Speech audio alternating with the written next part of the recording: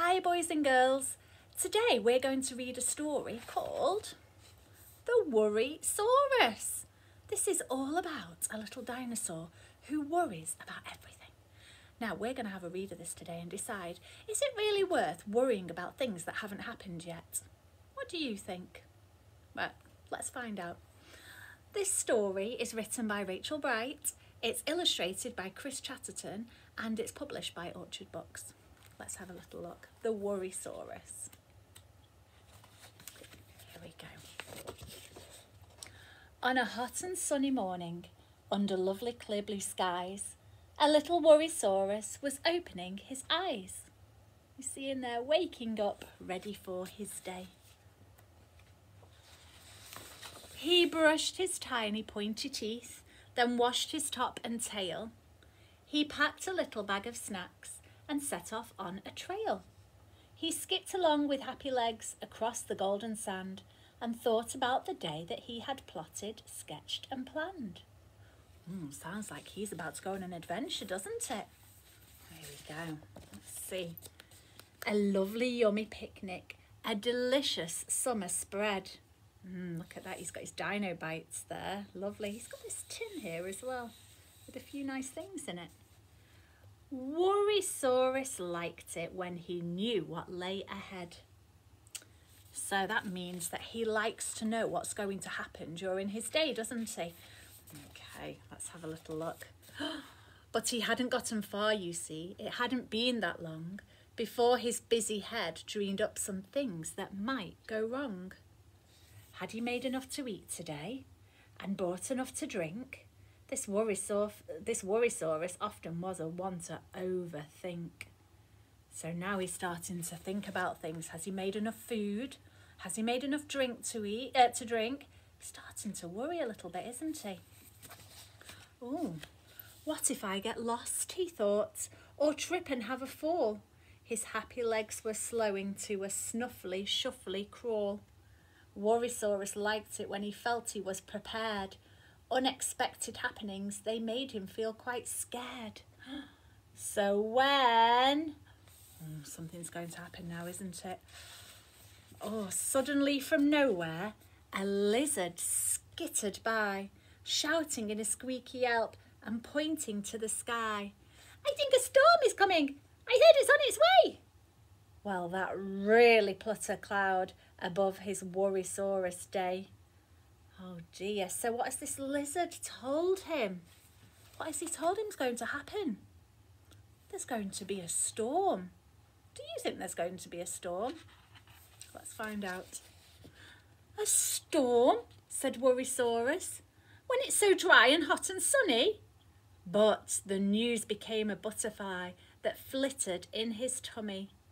I'm not ready for the rain, he said. I haven't got my wellies. His teeth began to chatter, his knees they turned to jellies, and all the while the sky was blue.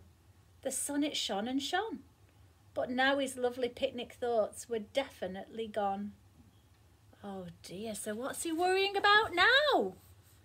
He's worried it's going to rain, isn't he? Do you think it's going to rain when the sky's so blue and the sun's shining? I'm not so sure. Let's find out.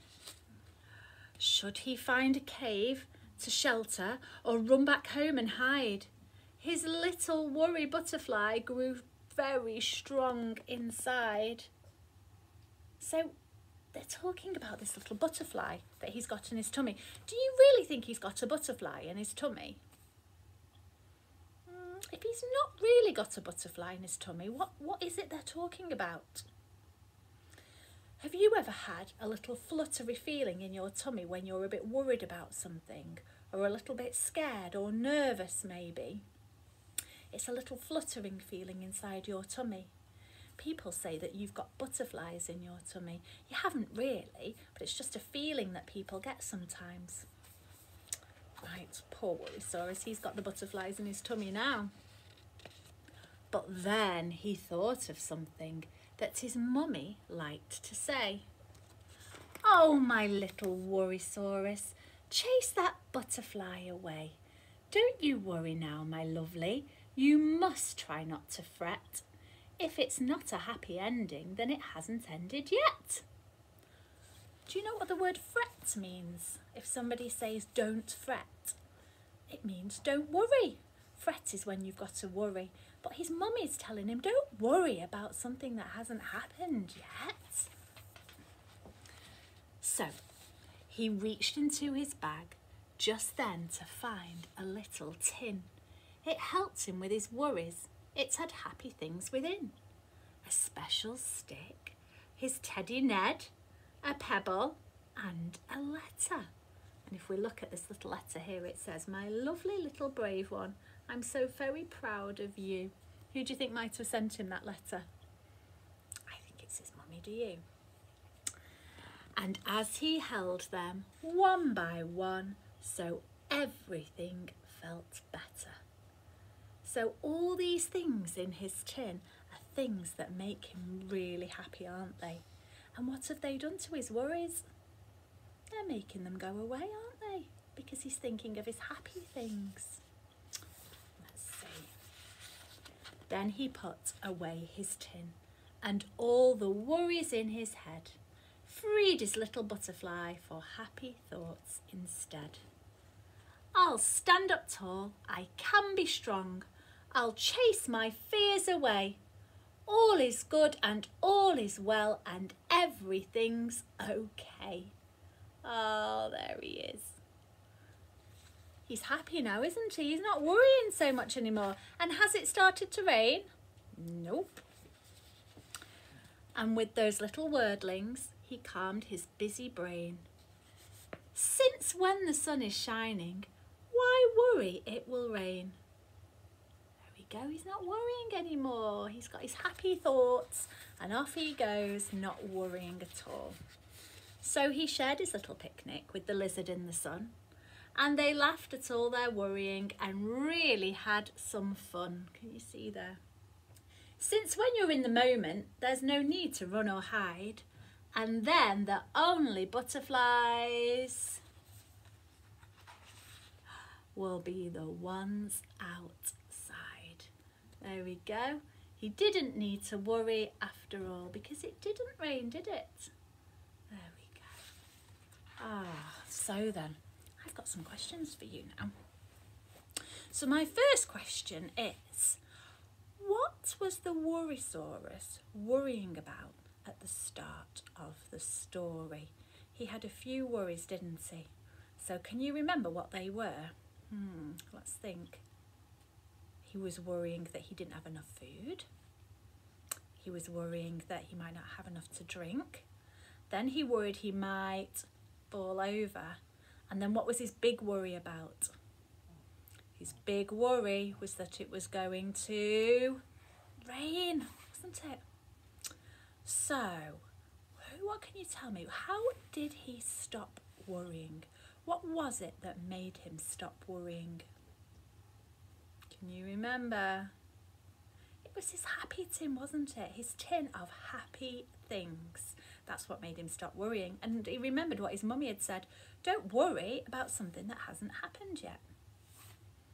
So, what do you think, boys and girls? Is it worth worrying about something that hasn't happened? No, it's not at all. And that's the message of this story, isn't it? Please don't worry about things that haven't happened, because actually everything usually turns out all right in the end. What do you think you should do if you've got to worry though? If you are worried about something, what do you think you should do?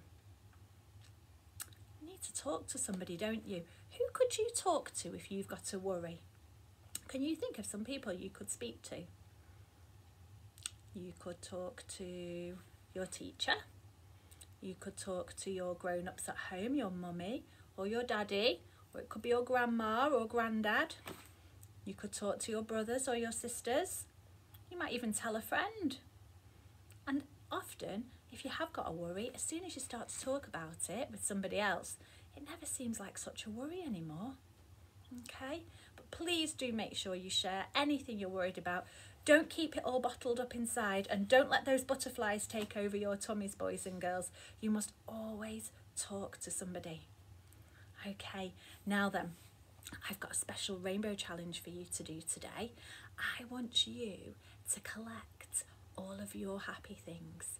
You can find a box, or you might even have a special tin, and I want you to try and find at least 3 things that make you happy.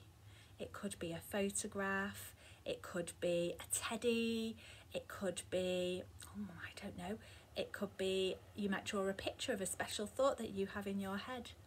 Okay, 3 things that make you happy and pop them into your tin. And then I want you to write me a sentence. Now, grown-ups, you could help by starting this sentence. I feel happy when, and I want you to carry on that sentence for me. Okay, so if you want, you can just say it out loud and you can record yourself and send it to me. But an extra challenge would be to write it down. Okay, so grown-ups could write the first part for you, I feel happy when, and then you could finish it off for me. Or if you really want to challenge yourself, you could have a go at writing the whole thing, couldn't you? I feel happy when. I feel happy when I am sitting in the sunshine reading a book. That makes me feel really happy.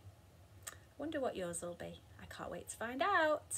Okay, I want you to enjoy the rest of your day, and I'll be looking forward to seeing what you've written or what you tell me.